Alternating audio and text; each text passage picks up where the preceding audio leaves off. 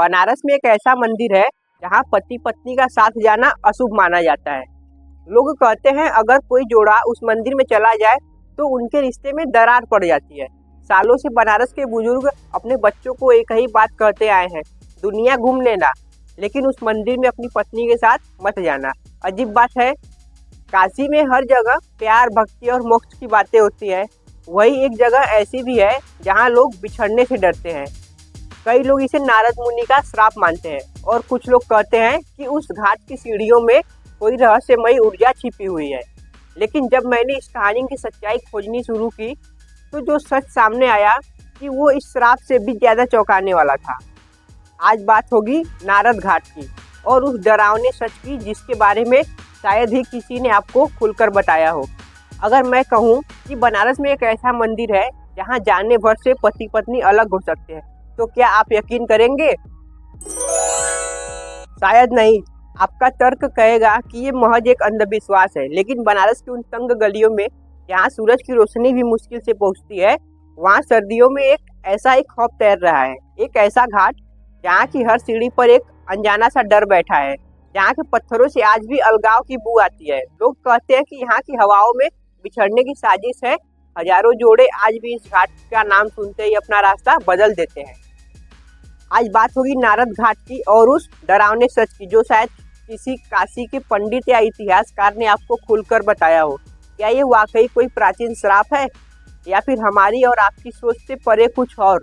अपनी कुर्सी थाम लीजिए क्योंकि आज हम बनारस के सबसे गहरे अंधेरे में उतरने वाले हैं। दोस्तों, काशी के 84 घाटों में से एक है नारद घाट। देखने में ये घाट बाकी घाटों जैसा ही शांत और सुंदर लगता है, लेकिन यहाँ की हकीकत कुछ और ही है। यहाँ स्थित है प्राचीन अतीश्वर महादेव का मंदिर। बनारस के दूसरे मंदिरों में आप झोली फैलाकर मन्नत मांगने जाते हैं, लेकिन यहाँ लोग मन्नत मांगने नहीं बल्कि डर के मारे अपना रास्ता बदल लेते हैं। पुरानी कहानियों और यहाँ के पुरखों की माने तो इस मंदिर में शिव और शक्ति का वो रूप विराजमान है जो प्रेम नहीं बल्कि कलह कराता है।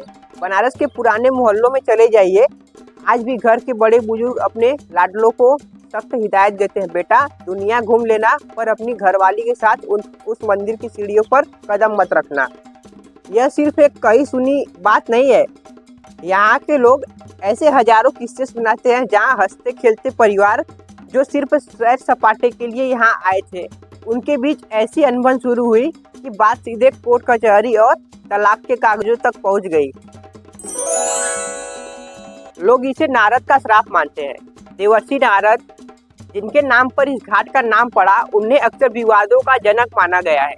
लोगों का मानना है कि जैसे नारद मुनि ने कभी एक जगह टिककर गृहस्थी नहीं बसाई, वैसे ही यहाँ आने वाले जोड़ों को गृहस्थी भी बिखर जाती है। लेकिन सवाल ये है कि क्या महादेव जो खुद प्रेम के प्रतीक है, वो किसी का घर उजाड़ सकते हैं क्या वाकई उन सीढ़ियों में कोई ऐसी नकारात्मक ऊर्जा है जो आपके दिमाग पर कब्जा कर लेती है? इस डर की जड़ें इतनी गहरी है कि आज भी इस घाट का नाम आपके जोड़ों में नहीं बल्कि सिर्फ अकेले घूमने वाले या सन्यासी ही नजर आएंगे। लेकिन असली चौंकाने वाली बात अभी बाकी है। अक्सर हम वही मान लेते हैं जो हमें डराता है या जो सदियों से हमारे कान में फूंका जा रहा है। पर क्या आपने कभी ठंडे दिमाग से बैठकर ये सोच रहा है कि जिस काशी में मौत को भी महा उत्सव माना जाता है, जहाँ महादेव खुद दुनिया के सबसे बड़े गृहस्थ और प्रेम के प्रतीक है, वहाँ बिछड़ने का ये खौफ कहाँ से आ गया? क्या ये वाकई संभव है कि शिव की नगरी में कोई ऐसा कोना है जो अशुभ हो सकता है?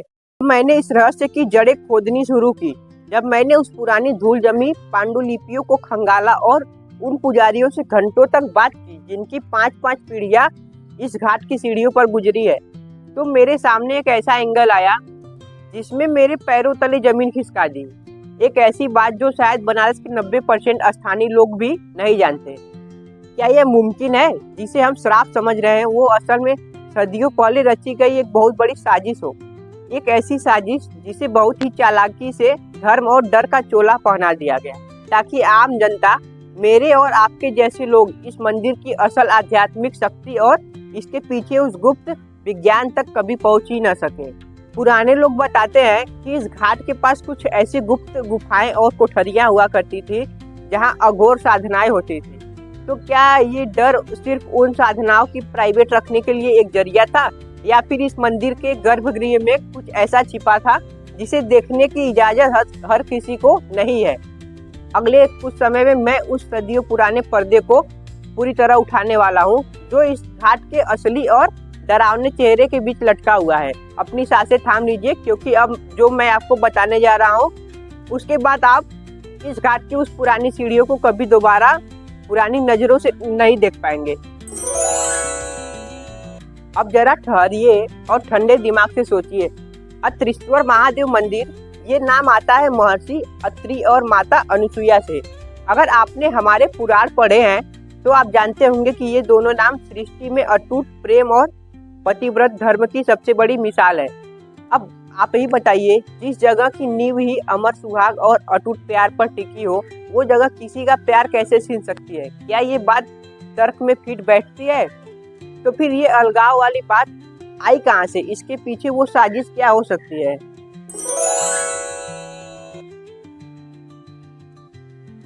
देखिए, बनारस की इन तंग गलियों और शांत घाटों पर पुराने समय से कुछ गुप्त तांत्रिक साधनाएं होती थी।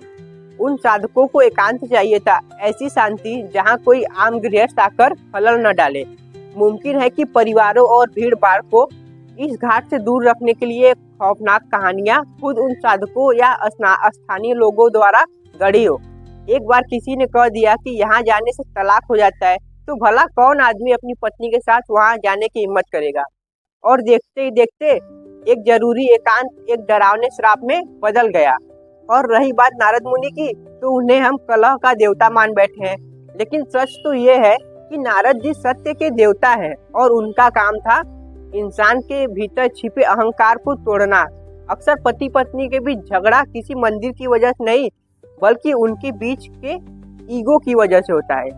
हो सकता है कि ये घाट आपके रिश्तों को तोड़ना नहीं, बल्कि उसे परखता हो। ये मंदिर आपके भीतर के उस अहंकार को चुनौती देता है जो आपके प्रेम के बीच में आता है। लोग उस चुनौती को संभाल नहीं पाते, झगड़ा कर लेते हैं और दोष दे देते हैं इस प्राचीन घाट की सीढ़ियों का। तो दोस्तों, आखिर में बात घूम फिर कर वही आ जाती है कि डर हमारे मन की उपज है, उस घाट की पत्थरों की नहीं। बनारस के बारे में एक ऐसी बात कही जाती है कि यहाँ के कंकड़ में शंकर है, और भला शंकर जो खुद अर्धनारीश्वर है, जो प्रेम और समर्पण के सबसे बड़े देवता है, वो किसी का घर कैसे उजाड़ सकते हैं?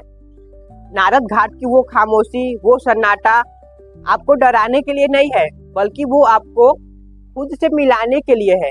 शायद वो पुरानी कहानियां इसलिए गढ़ी गई ताकि आप अपनी गृहस्थी के शोर से निकलकर कुछ पल उस परम शांति में बिता सके। लेकिन हमने उस शांति को खौफ का नाम दे दिया। आज मैं अपने घर के इस शांत कोने से आपको ये हकीकत इसलिए बता रहा हूँ ताकि अगली बार जब आप बनारस की इन गलियों में हो तो आपके कदम किसी सुनी सुनाई बात की वजह से ठिठके नहीं, बल्कि आप गर्व से अपने जीवन साथी का हाथ थामकर उस घाट की सीढ़ियों पर चढ़े और महादेव से कहे, हमारा प्यार किसी कहानी से बहुत बड़ा है। तो मेरा आपसे आज का आखिरी और सबसे कड़ा सवाल, क्या आप में अब भी वो हिम्मत है कि आप उस मंदिर के भीतर कदम रख सके, या फिर आप भी उस भीड़ का हिस्सा बनेंगे जो डर के साए में अपना रास्ता बदल देती है? अपना राय कमेंट में लिखिएगा, क्योंकि आपके जवाब इस रहस्य की अगली कड़ी तय करेंगे। मैं इंतजार करूंगा आपके उस किस्सों का जो शायद आपने कभी भी कहीं न सुने होंगे।